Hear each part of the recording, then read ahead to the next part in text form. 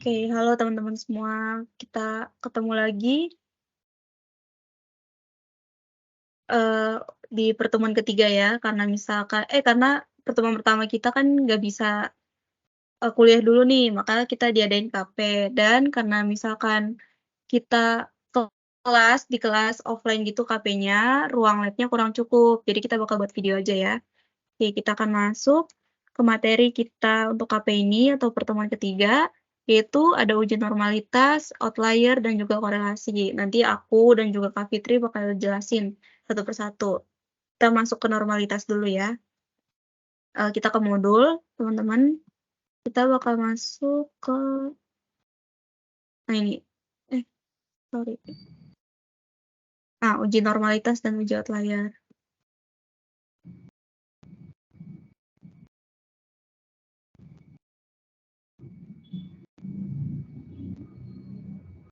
Oke, di halaman 31 ya, teman-teman bisa buka modul. Aku bacain sedikit, jadi uji normalitas data. Pengujian statistik ini pasti membutuhkan pemenuhan asumsi normalitas. Nah, pengertian normalitas sendiri itu apa sih? Normalitas itu adalah bahwa data yang diuji berdistribusi normal. Jadi kayak nggak ada tuh data yang nggak balance mungkin ya, nggak aneh lah satu dengan yang lainnya. Nah, data yang berdistribusi normal ini merupakan data yang sebaran nilai datanya memiliki nilai yang memusat di nilai rata-ratanya, atau frekuensi keluarnya nilai dari data terbanyak adalah di nilai rata-rata. Dan juga frekuensi keluarnya nilai data semakin kecil bila nilai data semakin bernilai ekstrim. Untuk memudahkan kita mengerti, sebaran data dapat disebut berdistribusi normal dengan menggunakan patokan apabila mean rata-rata data sama dengan median dan juga sama dengan modus. Atau kita pernah bahas di pertemuan-pertemuan sebelumnya. Nah, di sini untuk secara statistik, pengujian normalitas itu ada beberapa cara. Atau kita bakal bahas ada tiga cara. Yang pertama itu adalah menganalisa plotting atau gambaran sebaran dari data. Yang kedua, tingkat kemencengan dan juga keruncingan data. Yang kita pernah bahas di pertemuan kemarin ya, teman-teman, yang kita gambar tuh, yang ada yang Platih Kurtis gitu-gitu, atau kurva menceng kiri kanan, dan lain-lain. Yang ketiga, menganalisa dengan menggunakan uji Kolmogorov-Smirnov. Nah, untuk hari ini, atau di video ini, aku bakal bahas yang ketiga ini nih, menganalisa dengan menggunakan uji Kolmogorov-Smirnov. Oke, untuk lebih pahamnya, kita bakal masuk ke SPSS-nya ya. Jangan lupa, kalian download nih, file namanya descriptive sum. Oke, kita masuk ke SPSS.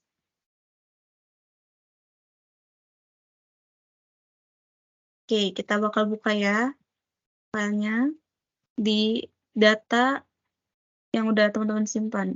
Nah, kalau di sini aku save-nya data statistika. Kita buka descriptive sum.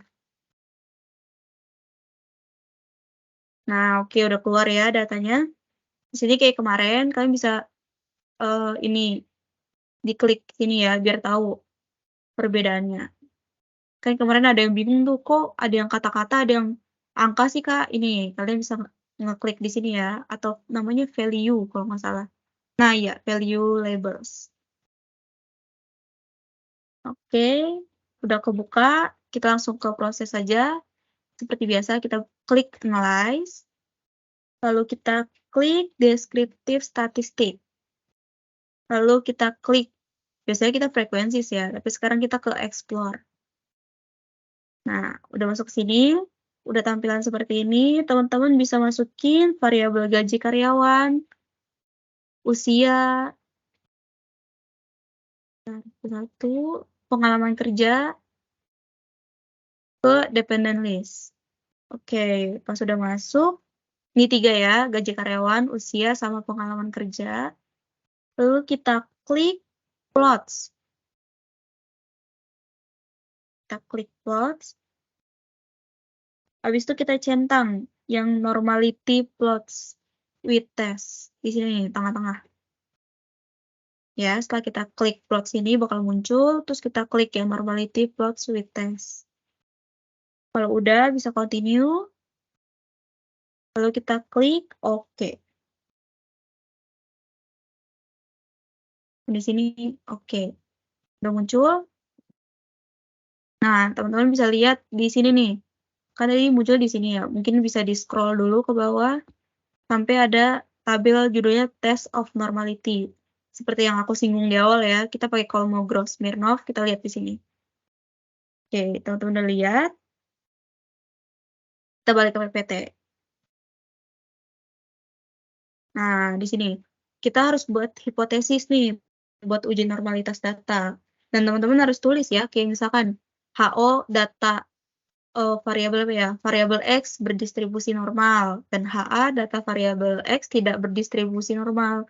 Dari mana sih kita tahu HO atau HA-nya ini? Kita lihat dari sig.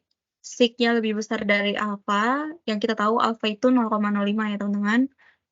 Berarti HO-nya tidak dapat ditolak. Kalau HO-nya tidak dapat ditolak, berarti data variabel X-nya ini berdistribusi normal. Terus habis itu if sig-nya kurang dari alfa, HA, berarti HA-nya tidak dapat ditolak, maka data tidak berdistribusi normal. Nah, di sini bisa dilihat contoh. Kita lihat ke output-nya dulu ya, biar lihat sama nggak sih. Nah, di sini kita lihat sig 0,076, 0,001, 0,002. Oke, lihat yang di highlight nih ya. Sama ya, 0,076, 0,001, 0,002.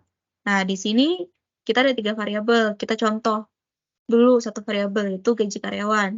Sini gaji karyawan tuh sig-nya 0,076. Oke, 0,076 sama 0,05 berarti besaran 0,076 ya.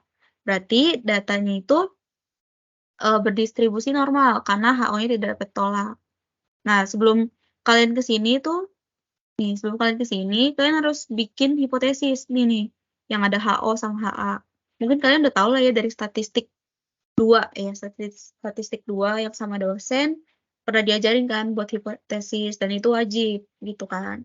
Nah, kalian buat dulu hipotesisnya untuk yang variabel X1 yaitu data gaji karyawan.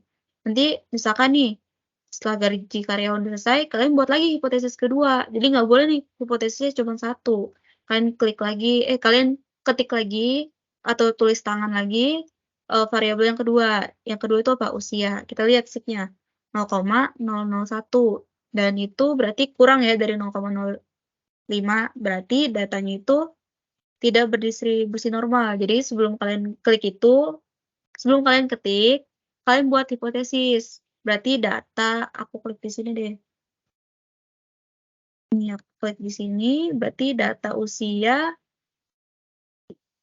nih berdistribusi normal. Lalu data usia tidak berdistribusi normal. Ini hipotesisnya. Buat jawabannya, berarti kalian lihat dari sini. Aku ganti ya, ini buat contoh aja. Tadi berapa? 0,01 berarti kurang. Ini pokoknya kurang dari alfa. Agak lama ya. Pakai ini. Oke, intinya ini nanti kurang dari alfa. Berarti sekarang HA tidak dapat ditolak. Maka data usia tidak distribusi normal. Dan selanjutnya sampai ke variabel yang pengalaman kerja gitu ya. Jadi buat tiga-tiganya. Nanti kalau misalkan kita kuis, ujian atau latihan dan lain sebagainya. Oke. Ini untuk normalitas data ya teman-teman. Kalau misalkan kalian masih kurang paham, boleh ditanyain sebelum kelas hari Selasa, boleh di PC atau di grup, ataupun pas kita lagi kelas. Jadi kayak sebelum kita mulai kelas, boleh ditanyain dulu. Tapi usahain dipahamin dulu ya teman-teman, karena ini bakal memudahkan kita untuk pertemuan Selasa nanti. Oke, aku balik lagi ke modul. Normalitas data udah. Kita lanjut ke outlier. Oke, di sini kita baca dulu.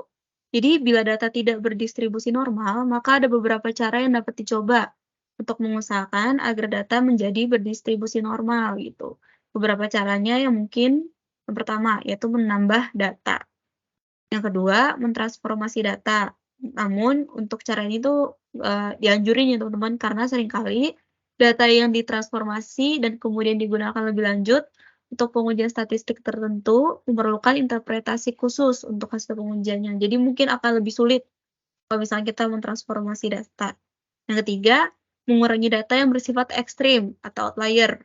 Nah, ini yang kita bakal bahas selanjutnya, yaitu uji outlier data. Oke. Untuk lebih lanjutnya kita masuk ke SPSS lagi. Di sini kalau teman-teman lihat kita buka filenya deskriptif. Dan kita tadi udah buka ya, jadi kita lanjutin aja, nggak usah diulang. Langsung ke deskriptif. Teman-teman bisa klik analyze, lalu klik deskriptif statistik, lalu klik deskriptif. Nah, udah muncul seperti ini. Lalu kalian masukin nih variabel usia, dan juga pengalaman kerja. Nah, udah. Setelah ini udah masuk di variabel, terus kalian centang nih yang ini. Save standardized value as variable. Udah, pasti udah. Kita klik OK. Nah, di sini kita nggak fokus di output. Kalau untuk outlier, kita bakal fokusnya itu di inputnya atau di datanya. Nah, di sini. Teman-teman bisa lihat di sini nih. Nah, di sini kita baca di sini ada nggak ya? Oke, kita lihat di PPT. Ada catatan nih, acuan. Kita baca di acuan. Highlight dulu. Oke. Nah, acuan. Jadi buang kasus yang bernilai Z-score, pilih salah satu kriteria saja. Di sini misalkan di atas 3 atau di bawah min 3. Yang kedua ada di atas 2,56 atau di bawah 2,56. Dan juga yang ketiga di atas 1,96 dan di bawah minus 1,96. Misalkan kita bakal memilih kriteria yang terakhir ya. Di atas 1,96 dan di bawah minus 0,196. Teman-teman bisa lihat di sini. Itu kita lihat contohnya responden 22. Nah, kita lihat nih di Z pengalaman dia hasilnya 2,76. Sementara kita lihat kan kita maunya di atas 1,96 atau di bawah 1,96. Oke.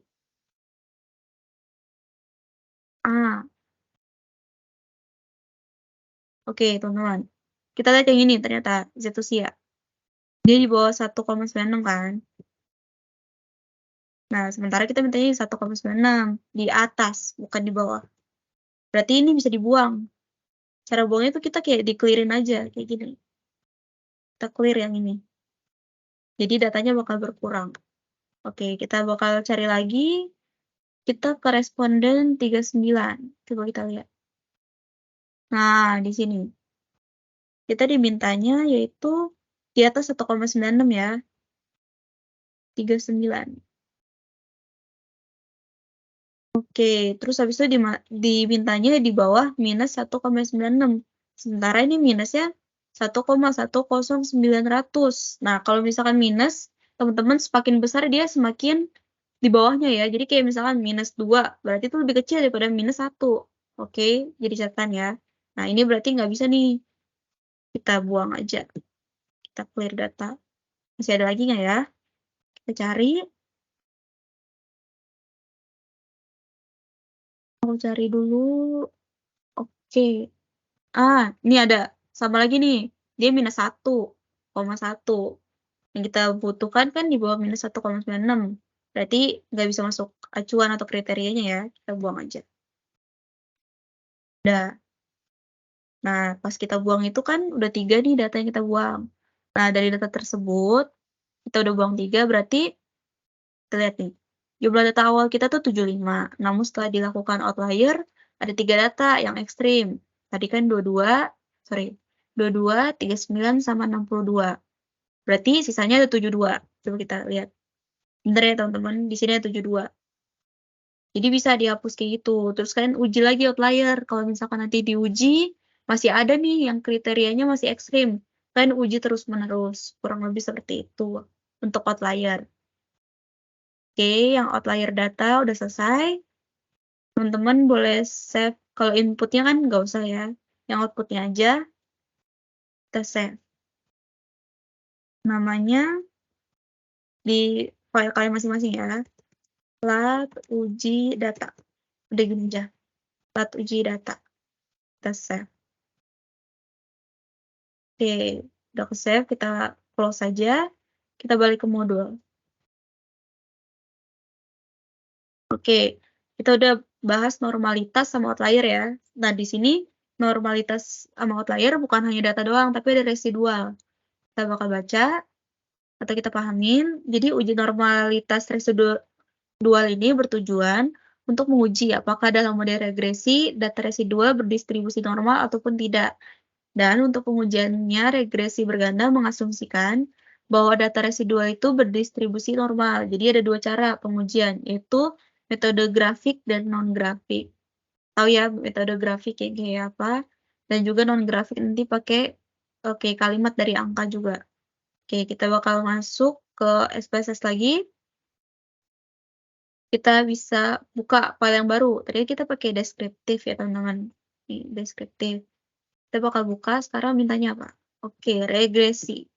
Kita cari lagi, buka file, open data. Nih, di data kalian save-nya di mana, bisa terserah. Tapi kalau aku di sini, habis itu kita buka yang regresi SLP. Oke. Ini di yes aja ya. Nah, oke. Yang ini kalian boleh, yang deskriptifnya boleh disilang aja, nggak apa-apa. Kita udah buka di sini. Oke, kita lanjut. Teman-teman, kita langsung ke prosesnya aja ya. Oh ya, sebelum itu aku mau kasih tahu di variable view-nya pastiin kayak gini ya komposisinya. Jadi emang nggak semuanya numerik. Jadi kode sama tahun tuh pasti string kalau untuk di data ini, dan juga measure-nya itu harus nominal. Baru sisanya scale. Coba disamain ya kalau misalkan ada yang berbeda. Biar nanti hasil datanya nggak beda. Oke, aku lanjut. Kita bakal olah datanya. Seperti biasa kita buka analyze dulu. Teman-teman bisa klik regression dan juga klik banner. Nah, di sini ada kotak dependen sama independen seperti biasa. Nah, di sini tuh dependennya itu adalah harga saham. Kita masukin harga saham, lalu kita masukin nih dividen, return, sama debt ke independen. Termasuk kayak gini. Lalu teman-teman belum klik OK ya. Kita bakal klik ke plots. Kalian bisa sambil lihat buka modul ya, biar sama-sama bisa kerjain. Habis kita ke plots, kita masukin nih ada dua, yaitu ke Y sama X. Dimana kalau Y-nya itu kita masukin namanya stress sheet. Ke Y, dan juga Z-pred ke X. Jangan lupa stress sheet ke Y, terus Z-pred itu ke X. Lalu kita centang yang namanya normal probability plot. Histogramnya nggak usah, produce juga nggak. Jadi cuma normal ini. Setelah udah, kita klik continue, lalu kita klik OK. Nah, di sini kita lihat di output ya. Oke, ini gambar. Kita lihat dari gambar ini. Udah dilihat, kita ke PPT. Oke, sama ya gambarnya. Nah, di sini kita lihat kriterianya nih. Untuk metode grafik, normalitas residual, kriterianya itu titik-titik menyebar di sekitar garis diagonal. Garis diagonal yang miring ini ya, lurus ini, dan mengikuti arah garis diagonal. Oke, mereka ada ya di antara ini. Berarti kesimpulannya, data residual itu berdistribusi normal sehingga baik digunakan dalam model regresi. Kalau misalkan datanya itu misalkan di sini nih titik-titiknya, terus ada juga yang di bawah sini, beda-beda, mencok-menclok gitu ibaratkan kan, berarti datanya itu kurang baik atau tidak baik digunakan dalam model regresi. Coba kita lihat, sama ya, di sekitar kan, masih di antara inilah, walaupun ada yang sedikit ke sini. Nah, ya, tapi masih di sekitar diagonal. Berarti datanya baik digunakan dalam model regresi. Oke, kita lanjut ke metode non-grafik. Nah, kita masih pakai yang sama ya. Nah, di sini agak panjang nih teman-teman prosesnya. Jadi perhatiin dengan baik-baik. Oke, masih pakai, ini, input regresi. Sekarang kita klik analyze, regression, terus linear. Sama ya, masih linear. Tapi jangan lupa di-reset. Oke, itu kita masukin sama dependen harga saham, terus dividen, return, debt ke independen. Udah, seperti ini. Terus teman-teman klik save. Yang ada di sini, save. Lalu kita klik unstandardized. Jangan lupa klik unstandardized di residual. Kalau bingung ada di sebelah kanan atas, dan di sini. Kalian perhatiin. Unstandardized. Oke, kalau udah klik continue. Terus klik OK. Kita ke input. Nah, muncul ya namanya res 1. Itu hasil dari kita olah data tadi tuh. Unstandardized. Residual. Oke. Kalau udah, kita klik lagi nih. Diolah lagi datanya. Jadi belum selesai. Kita klik analyze. Terus kita klik non-parametric test. Lalu ke legacy dialogs. Habis itu ke one sample KS. Oke, non-parametric, legacy, terus one sample ya. Oke, kita klik. Muncul seperti ini. Lalu kita masukin nih yang tadi kita olah, yaitu unstandardized. Nah, kita masukin sini. Udah, pas udah dimasukin, kita langsung klik aja OK. Oke, kita lihat nih output yang paling bawah. Kalian scroll aja paling bawah. Kita lihat di sini nih. Di tabel ini, kita lihat cuma satu angka yang terakhir, yaitu ini. Asim seek to tail. Hasilnya 0,2. 100 atau 0,2 juga bisa. Ya. Oke, kita lihat ke PPT. Nah, sama ya, 0,2. Nah, tapi sebelum itu, kita buat hipotesis lagi nih, teman-teman. Jangan lupa ditulis nanti. Kalau kuis, ujian, UTS, harus ditulis ya hipotesisnya. Karena bakal berpengaruh sama penilaiannya. Oke, untuk hipotesis pertama, jika asymptotic to tail-nya itu lebih besar atau sama dengan alfa kita 0,05. Tulis deh ya. 0,05. Oke, 0,05. Nah, berarti data residual berdistribusi normal. Jika asymptotic to tail-nya kurang dari alfa atau 0,05 ini, berarti data residual tidak berdistribusi normal. Oke, kita lihat ini 0,2. Ini juga 0,2 ya. Berarti asymptotic to tail-nya itu lebih besar sama dengan alfa ya, 0,05.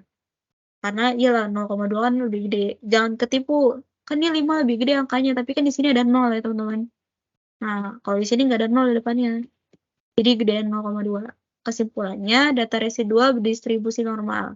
Nah, untuk teman-teman nanti kalau ada soal normalitas residual, kalian buat cara jawabnya itu buat ini nih.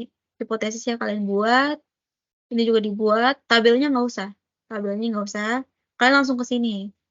Ditulis asymptotic-nya berapa, lebih besar kah, lebih kecil kah, terus kalian tulis kesimpulan. Jadi kalian yang tulis tuh yang ini ya, yang di sini sama yang ini. Oke, aku lanjut. Lanjut yang terakhir dari materi residual. Kita balik ke regresi, atau kita ke modul dulu ya teman-teman. Selain tadi kita ada normalitas residual, outlier juga ada residual. Jadi, bila model regresi data residual tidak berdistribusi normal, maka ada beberapa cara yang dapat dicoba untuk mengusahakan agar data menjadi berdistribusi normal. Salah satu caranya adalah mengurangi data yang bersifat ekstrim. Nah, berikut caranya. Yuk, kita olah lagi, teman-teman. Sini, analyze. Habis itu kita, oh ya masih pakai data atau input yang sama ya. Kita klik analyze, regression, lalu linear. Coba di reset dulu, sama masukinnya harga saham, lalu dividen, return, sama debt ke independen. Habis itu kita bisa klik save, lalu unstandardize yang di residual. Bisa continue, lalu oke. Teman-teman bisa lihat ya, sebenarnya ini sama angkanya nih, lihat. 166, 165, 22 sampai akhir. Coba. Nih, angka ini sebenarnya sama teman-teman. Jadi kalian kalau misalkan disuruh bikin uji normalitas residual sama outlier residual, ini tuh sama sebenarnya. Tapi biar kalian lebih paham lagi, aku ulangin hal yang serupa. Jadi kalau misalkan udah ada res 1, nggak perlu lagi kalian nyari yang ini sebenarnya. Kalau untuk yang outlier residual ya. Oke. Nah iya, untuk outlier residual sama tadi yang normalitas residual. Yang metode non-grafik. Untuk mencari yang standardized itu sama aja. Tapi setelahnya yang beda. Oke.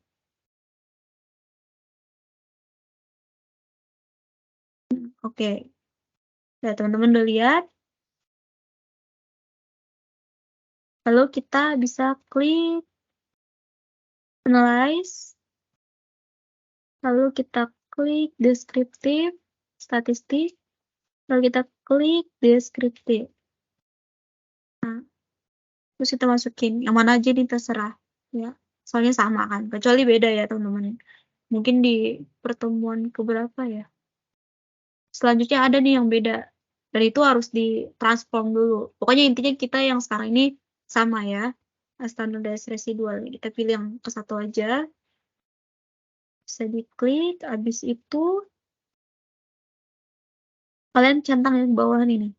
Yang save, standardize, bla bla bla. Nah itu. Yang paling bawah ini kalian centang. Jangan lupa. Habis itu kalian boleh klik OK. Oke, kita muncul lagi nih Z-1. Kalau teman-teman ingat tadi ada juga kan Z pengalaman apa Z usia di data deskriptif. Nah, kurang lebih sama ini outlier. Oke. Nah, teman-teman bisa lihat ini hasil angkanya. Kita balik lagi ke kriterianya nih, acuannya. Acuan yang tadi kalau lupa. Nah, ini masih sama acuannya walaupun ini residual, tapi masih sama untuk acuannya. Oke.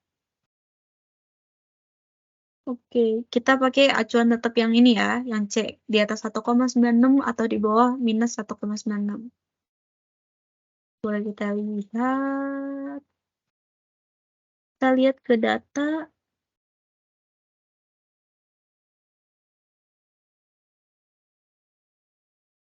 Yang mana ya? Kita lihat.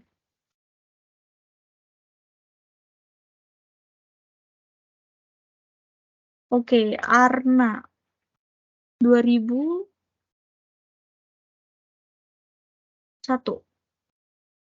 Arna 2001. Oke, ini hasilnya minus 2,07. Nah, di bawah minus 196. Oke. Bisa dilihat ya. Di minus 2 kan berarti dia di bawah kan. Berarti benar.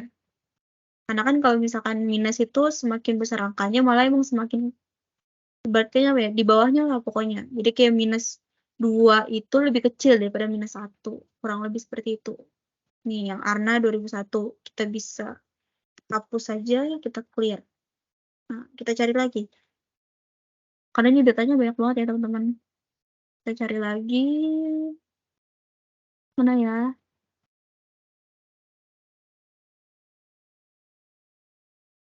Mana ada? Nah, ini ada nih. Sobi 2006. Yang ke 104. Data 104. Kita bisa lihat nih. 2,2. Sementara kita di atas 1,96. Nah, ini kan. Oke. Oke. Sobi 2006. Oke. Ini 2,2 seharusnya sih di atas 1,96. Oh iya, ya di bawah. Di atas 1,96, 2,2 di atas kan. Berarti kita buang. boleh di-clear. Nah, udah. Ada lagi nggak? Dicari.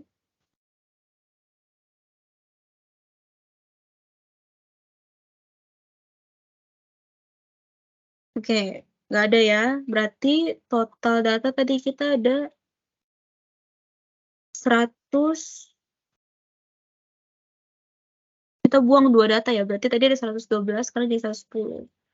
Nah, kalian nanti olah lagi kalau misalkan masih ada, data-data yang outlier kayak gitu, bisa diulang lagi caranya berulang-ulang, kayak gitu teman-teman.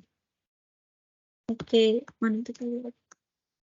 Nah, iya kan, tadi Arna dan Sobi. Di modul bisa kalian baca juga.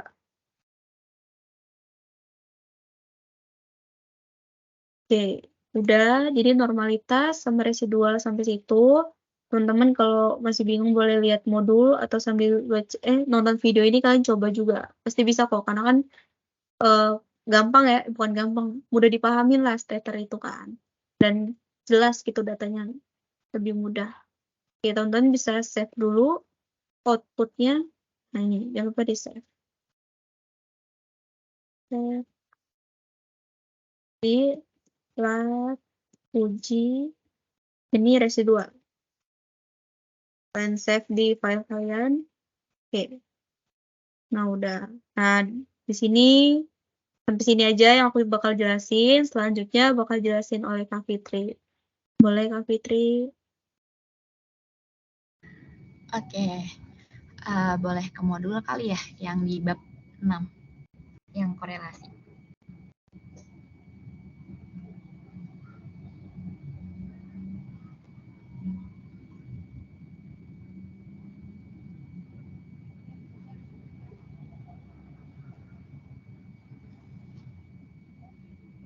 Oke, jadi aku di sini bakal ngejelasin 3 materi ya. Yang pertama itu ada analisa korelasi, sama yang kedua itu ada analisa koefisien determinasi.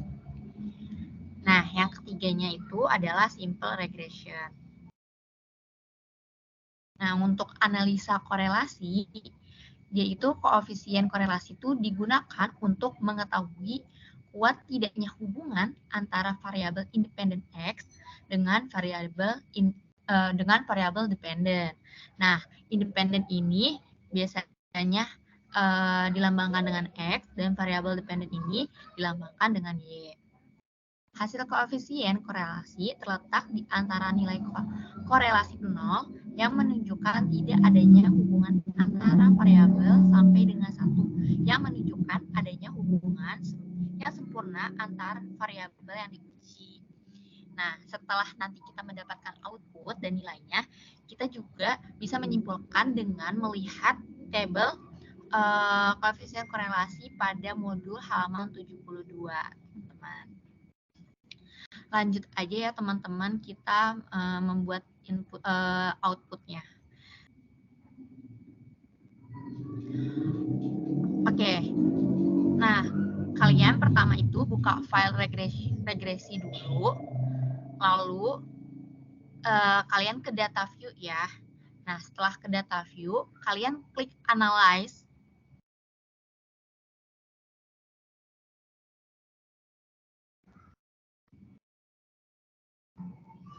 Lalu kalian pilih regression. Setelah kalian pilih regression, kalian pilih linear.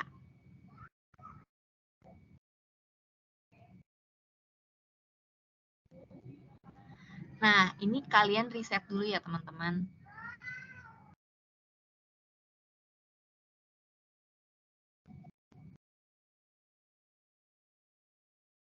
Nah, kalian masukin variabel dependennya sama independennya nih teman-teman.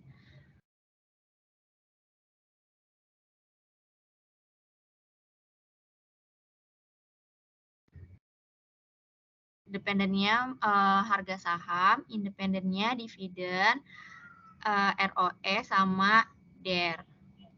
Nah, setelah itu kalian klik OK.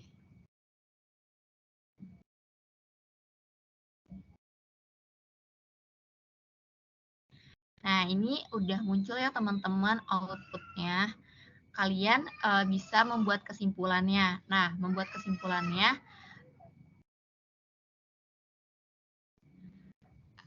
kita bisa lihat di PPT. Ke PPT dulu.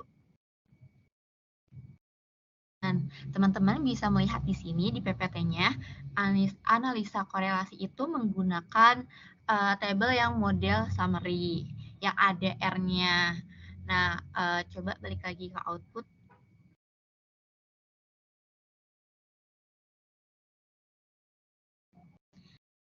Nah, yang itu teman-teman, yang model summary. Nah, di situ R-nya itu kalian bisa lihat R-nya berapa. Di situ R-nya 0,319, teman-teman. Maka kita lihat lagi PPT-nya.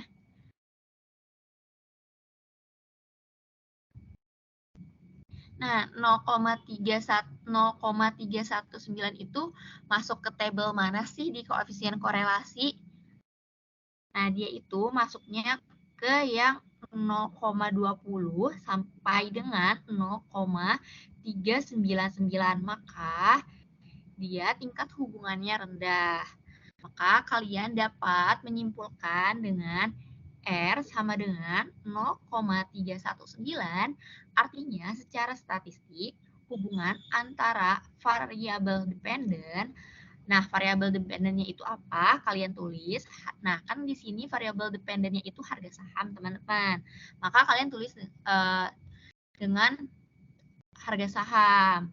Nah, variabel independennya itu di sini kan DPR, ROE, dan DER. Kalian juga tulis nih variabel independennya adalah rendah dan positif. Jadi nanti pas kalian kalau kita kasih tugas tentang analisa korelasi, itu kalian tulis juga nih si kesimpulannya ini gitu. Ataupun nanti kalian UAS atau kalian UTS ataupun kuis ya teman-teman. Kalian harus pastikan menulis kesimpulan. Karena itu yang pasti dibutuhkan nanti kalian kalau misalnya skripsi juga teman-teman. Oke, analisa korelasi ini aku ngejelasinnya udah kelar. Kita langsung ke analisa koefisien determinasi. Boleh ke next-nya. Nah, dari koefisien determinasi atau kontribusi ini juga, kalian masih melihatnya di tabel yang sama ya teman-teman, di model summary. Nah, tadi outputnya itu kita bisa ngelihat di model summary yang adjusted R-square ya teman-teman. Kita lihat tuh berapa, kan tadi hasil outputnya di adjusted R-square-nya itu kita mendapatkan 0,077 ya teman-teman. Nah, 0,077 ini kita jadiin persen teman-teman. Kan kalau misalnya kita jadikan persen jadi 7,7% ya teman-teman. Maka dapat diartikan secara statistik besarnya variasi variabel dependen harga saham yang dapat dijelaskan oleh variasi variabel independen DPR, ROE, DER adalah sebesar 7,7% teman-teman. Nah, sedangkan sisanya sebesar 92,3%. Dapat dari mana sih 92,3% ini?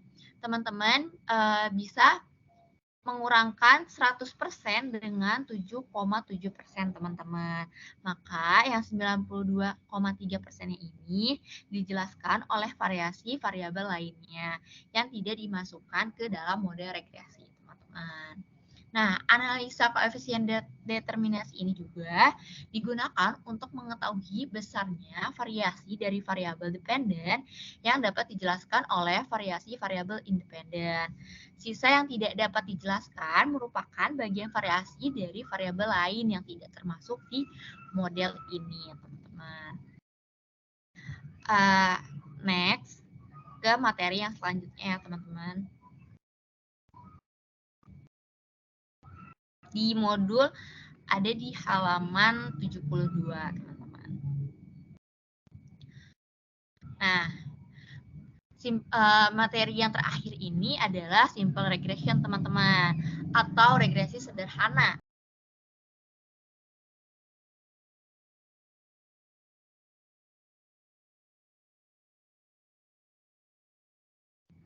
Oke, kalian klik regression sederhananya. Nah, setelah itu kalian pastikan kalian ada di data view ya, teman-teman. Setelah itu kalian bisa klik analyze. Lalu setelah analyze, kalian pilih lagi regression. Kemudian pilih linear, teman-teman. Oke. Nah, setelah itu kita masukkan lagi variabel X-nya ke independen, teman-teman. Dan variabel Y-nya ke dependen. Kayak harga sahamnya masuk ke dependen, independennya there, terus ya. Udah itu klik OK.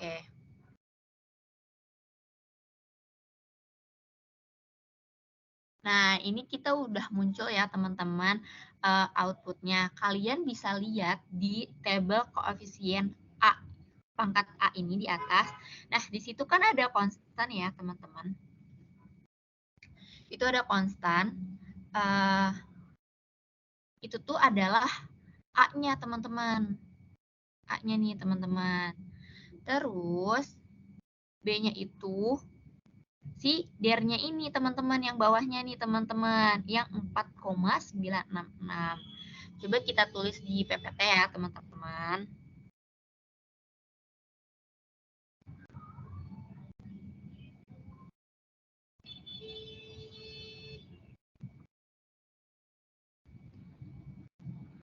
Nah, Y sama dengan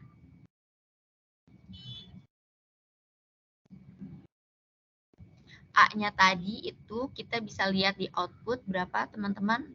4,66 466,976, teman-teman. Lalu ditambah B-nya itu tadi 4,966.